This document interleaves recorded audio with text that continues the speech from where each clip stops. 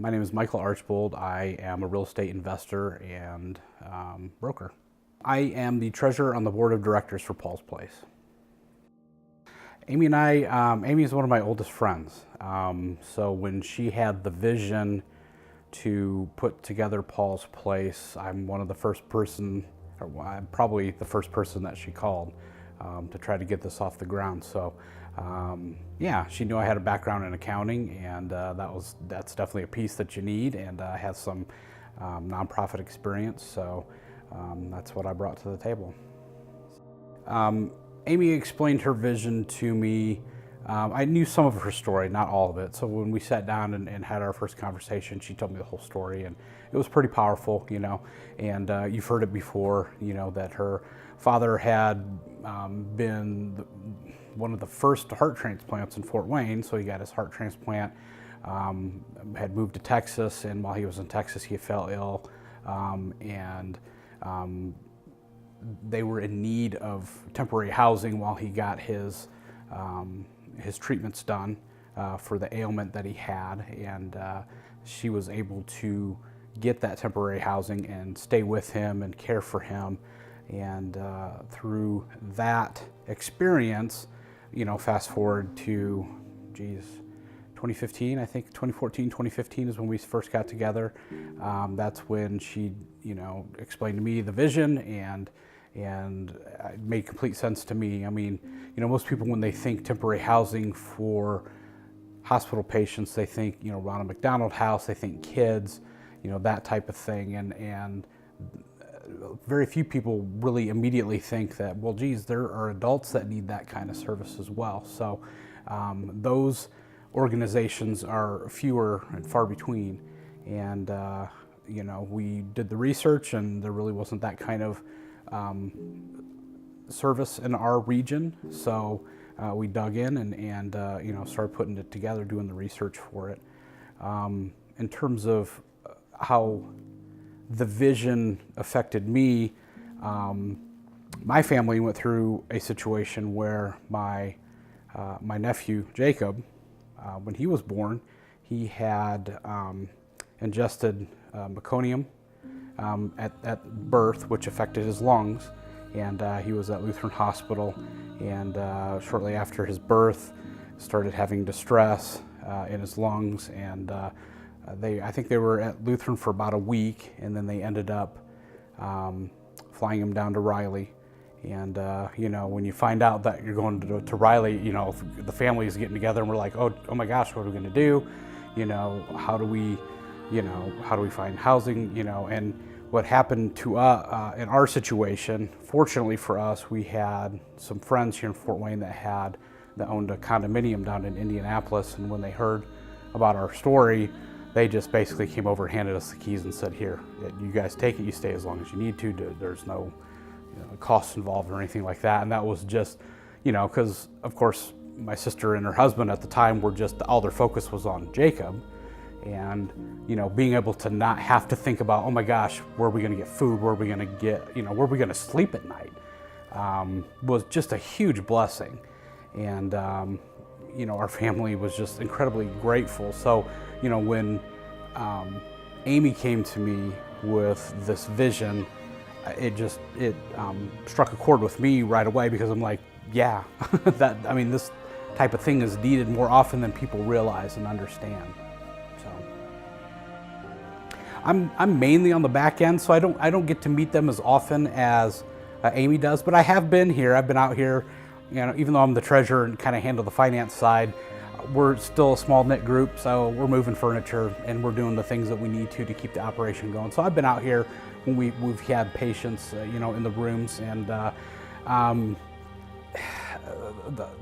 few times that I've been through, one couple in particular, I can't remember their names, but it was the husband was going through chemotherapy and cancer treatments, and I just remember both of them being we walked in, and she was just curled up on the couch and just reading a magazine, and I think he had just come back from a treatment, so he was just kind of plopped in the chair and just relaxing, and you just felt the sense of peace on them that, you know, the comfort of a nice, beautiful, furnished home can bring to you. You know, instead of being in a hotel room that's small and cramped and you don't have anywhere to move. It was just, the feeling of the room was, it was tangible. You could feel it. The future of Paul's Place is very bright. We've got a couple of apartments right now that house our guests, and but we're growing so fast. We're already at the point where we're having to look forward, and I think our next step is going to be looking at. Right now, we rent apartments and furnished apartments and maintain those. But our next step is going to be purchasing homes and maintaining those. But I think the ultimate vision is going to be, and I don't know how far down the line this is. I guess it depends on our benefactors and people that contribute to the organization. But eventually, we want to be able to build, or purchase a community home where we have, multiple families staying on the same property, where we can have, people there that can, that are staffed at the facility that can, meet needs and run errands and do the things that, we have a greater vision for. So that's kind of the tiered steps that we have in place, for the future.